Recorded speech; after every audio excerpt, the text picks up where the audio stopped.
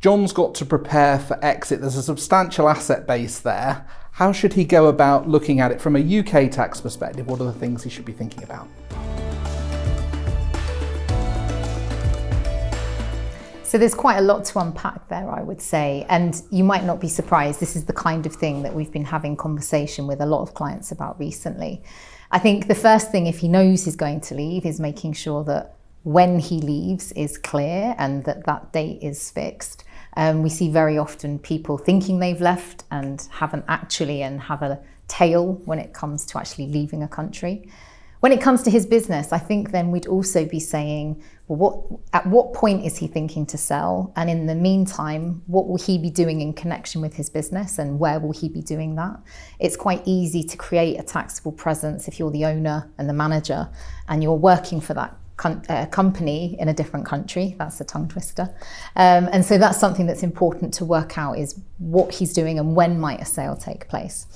And then another point that we would often consider in this scenario is that sale going to happen while he's still UK resident, or will it take place once he's exited the UK? And obviously that's why the date of leaving is really important, because if you're planning to sell after you leave, you want to make sure you really have left. And it's maybe worth kind of putting on the table, in Switzerland there isn't capital gains tax in most cases, real estate aside generally. So it might be an option to be relocating into Switzerland and then sell at a later date.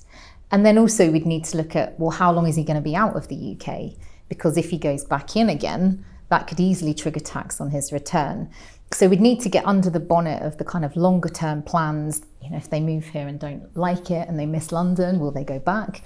But that's something we would look at. Obviously, if they're selling in the UK, if we're looking at the UK tax considerations, we'd be looking at trying to figure out exactly when that crystallises, what the tax liability is, just to give a very clear comparison for them. And record keeping and day count is important here as they straddle these different regimes. Absolutely. Yeah. And a lot of the time our clients get confused around which day counts where. And we have different rules in different countries. So in Switzerland, if you're here in the day, that's a day to count. Whereas in the UK, you have to be there at midnight. So making sure you keep track of that is important. There's tons of apps on the market, but you can also just use your calendar or your Excel. It doesn't need to be over-egged, but it happens quite often, doesn't it? That people just get that day count wrong and accidentally trigger tax somewhere that they just didn't need to do it.